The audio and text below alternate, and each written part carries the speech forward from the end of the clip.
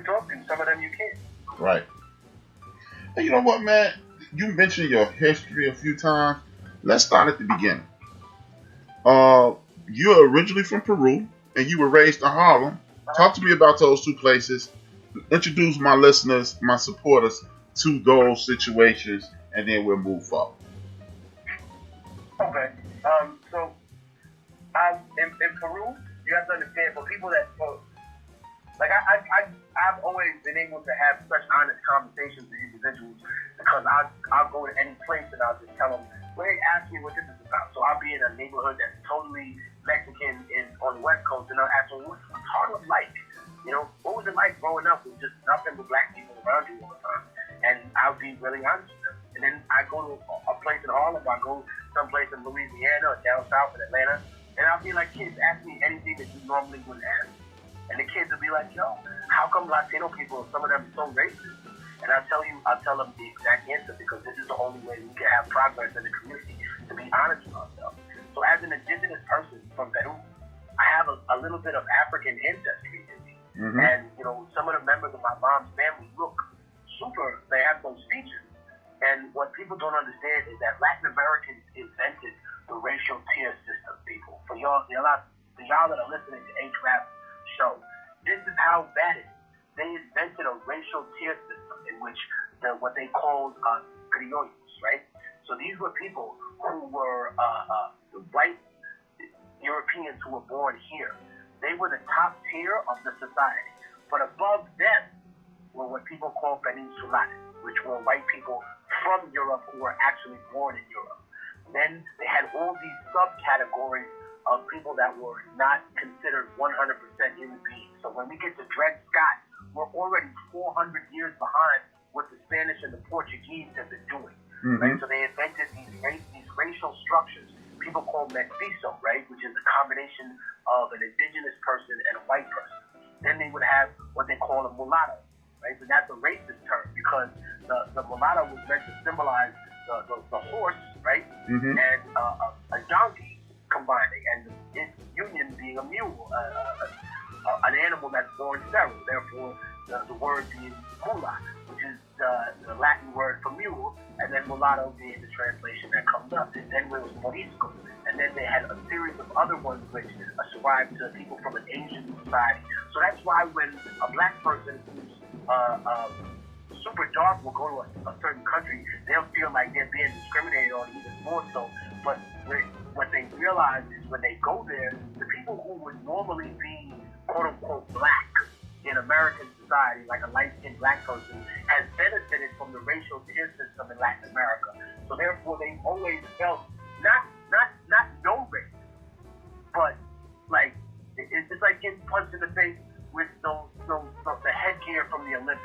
You're mm-hmm. taking less of a hit in certain times, in certain places, because this racial tier system has allowed some people to say, well, I'm not black. So therefore, in a Dominican's mind, or Puerto Rican, some people, when they come here, or even in Central America, South America, let's not count those people out and single out one nationality, right? No, because at the end of the day, there is something, you can't listen to only the one side of conservative or liberal activists when they say, oh, you know, well, black people can't be racist.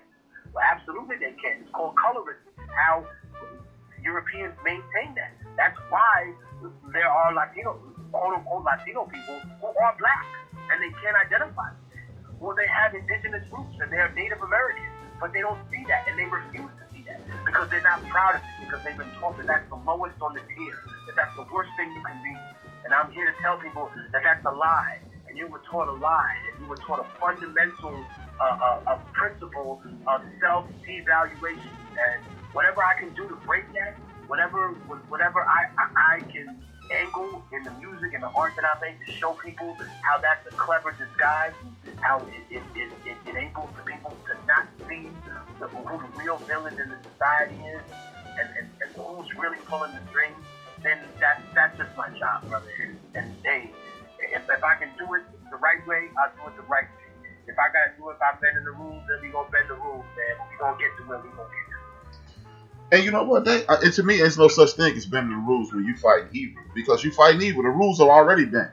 what you're doing is straighten out the rules when you do that, if you ask me personally.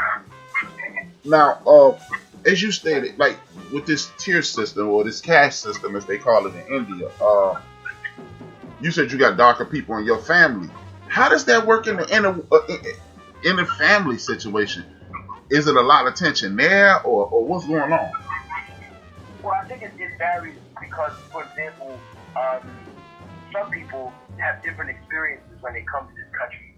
So when I first came here, obviously when people see me, the first thing they see is an indigenous person. They say, oh man, they look like he could be Cuban, Puerto Rican, Dominican, but they always say East Coast, right? I could fit in with West Coast Latinos, not a problem because I do have an indigenous vibe, but I think for me, what I thought was interesting is that the way I saw Black Americans discriminated in this country, and they always told, man, you're a citizen, everything's great, but you feel like a second-class citizen because there's no benefit of the doubt ascribed to you, you're automatically criminalized, and that's exactly how indigenous people feel in some of their own countries back home, right? The standard of beauty, so similar, brother, and I think these are the correlations that give us real depth to understanding our cultures. Like if I go back to Peru and you go to the airport, right? Mm-hmm. And you're driving back from the airport to Lima, you'll see all these signs for beauty, right? And beauty products and makeup. And everybody on the sign, all the models are white Europeans. This is like 5-6 years ago. It's changed a little bit. But you know what, brother? When I went to Africa, it was the same thing. They had back on the airport, you got these big Chanel signs. There's an occasional African person now, but man, for so many years, and people can't deny it, during the 80s and 90s and the 2000s, where I used to go to these places, I was touring heavily around the world. That's what I would see. That's one other important part of it all. Controlling the standard of beauty, controlling what the narrative of beauty is.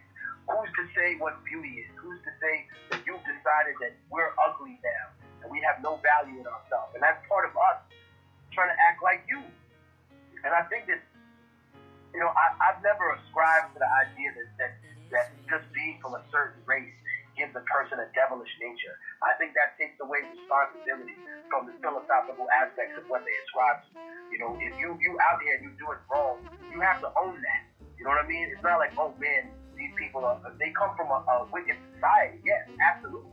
That's what European society was based on back then, because these people were lying to themselves. Now, brother, you could tell them right now, say, hey, next time you get to argue with one of these racists that wanna recreate the past, to ask them honestly, say, hey, brother, what was the punishment in medieval Europe, or in medieval England or medieval Spain for murder or for raping a woman? You know what it was? It was murder. You got hung. You got your entrails ripped out. If you raped a woman, they would castrate you, or they would gouge you. That which is different. Those are with the hot pincers that they leave in the cold, just so you get cauterized and they turn you into a eunuch. I was like, so you came to America not looking for religious freedom. You came here because it was harder to enforce laws across a big swath of land, and you could get away with doing terrible things to people. So when you look at that, you have to remember to tell them, what's the correlation to our society? Why would you bring up that? Why is it important? You can tell them, well, we're about to have Columbus Day, brother. And what's the first thing Columbus did when he got here? He took over an island and he started prostituting little girls. Does that sound familiar to anybody in our society now? Isn't that what Mr. Epstein was doing? Isn't that what these sickos be doing? You want to talk about a satanic agenda. Don't ascribe it to people that want free health care. All right? That's just what we deserve for the government legalizing corporations being able to sell us poison. What we really want is an independent society where we can control the parameters of what we decide our people need to be fed. The healthiest thing we need to learn. What kind of learning system are we going to develop for young Black and indigenous people? How do we confront a society in which, white Americans that are mostly from a conservative leaning side have decided they don't like to be called racist no more? So they want to change what racism means. It doesn't mean that you can yell the N-word, but you can't be racist. So, okay, so you're caught killing someone on camera, yelling the N-word. And, I hear the audacity of these people, and they're a microcosm of the nation, brother. Like I heard a story about, and I'm gonna leave it at this. I heard a story about these freak shows that were down south, and I think it was Macon, Georgia, and they pulled out two shotguns, and somebody had an AR in the car, and it was at a little black kid's 4th birthday, and they were getting out the car, and they were pointing guns to people and yelling racial slurs, and they were flying these big Confederate flags. And these people got arrested. They went to jail. And they were crying in court. They said, this is not who we are. And I said to myself, but no, that's exactly who you are. And that's the problem. That you ain't gonna learn nothing in jail but surviving and getting the fuck out and being a worse person. Exactly. You still haven't faced the fact that no, that's who you are, because that's who this country is, bro. That's who this country still is. They still doing it. It's like the facade of things. You know what? Since you said that, and how I'm gonna ask you this. You know, you may not have an answer, but I definitely want to work on this. How do we start to bridge the gap? Like, there's so many people whose eyes are closed, and I don't even know if they're purposely closing their eyes, but they're just closed. How do we take like-minded individuals with positive agendas and link them with other people throughout the diaspora, throughout and especially the hemisphere? Because what people don't realize, 45% of the Africans that were captured and enslaved went to Brazil, not to what we call the United States of America. How do we bridge that gap between Peruvian, Brazilians, Guyanians, Central Americans, Caribbeans, and Americans, or North Americans? Well, I mean, I think that in a lot of these cases, these people have failed to realize that the country that we're living in right now is a settler colonial state. Now, what does that mean? That means that it started out as a settlement, and it turned into a colony, and it turned into a small republic. Then it began expansionism for many reasons that it'll say and it'll try and justify.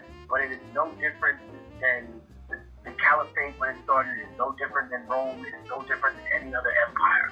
It is an empire. We have possessions, right? To understand this, we need to understand that we can never stop. A revolution is a complete cycle.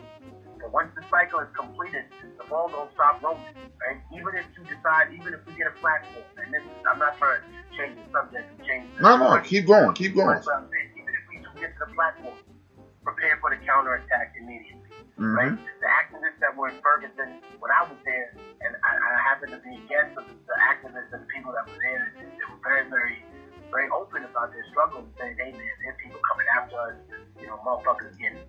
And sure, there's some stuff that they claimed that was exaggerated in the media. Okay, well that didn't happen, but this did happen, or this person was followed constantly, or this person's car, you know, had no brakes all of a sudden. I'm just like, okay, cool.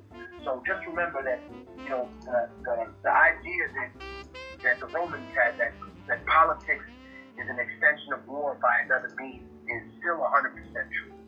So I think that if you put yourself in that mentality and say, hey, you know, we're in a fight for our lives here, and we stand a better chance learning from one another's struggle and becoming more conscientious of that. And that way, you know, it's just about showing people a tiny bit more respect and realizing, hey, if I have a bad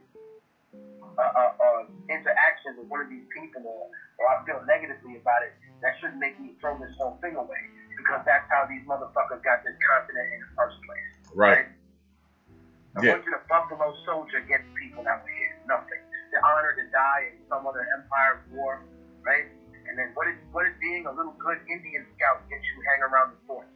Nothing. Right? Nothing. What you get? A fucking casino? Right? You trade what? 70% of your population to a casino? Come on, that's a band-aid, and all Native American people know that. They want reparations too. They need some of that land back that was stolen, and it's even in the contract. So let's not pretend like the written word means anything. Exactly. Let's stop thinking that electoralism is the only thing that they can do. Listen, ladies and gentlemen, if you think that voting 25 times every century means that that's democracy, they got you already. Then we need to deprogram. That's another problem, brother. It ain't just learning. We got to deprogram. Yeah, man. A lot of us are the same. Like, I give you an example, brother. I never knew how Panama was created until I read the story of the Panama Canal. See, the Panama and Colombia, and I'm going to leave you with this, that the Panama and Colombia used to be one country, bro. It was called Grand Colombia. And the Americans approached Colombia and said, yo, we want to build a canal here so we can cheat Europe and all these other world powers, Asia, everybody, they want shipping.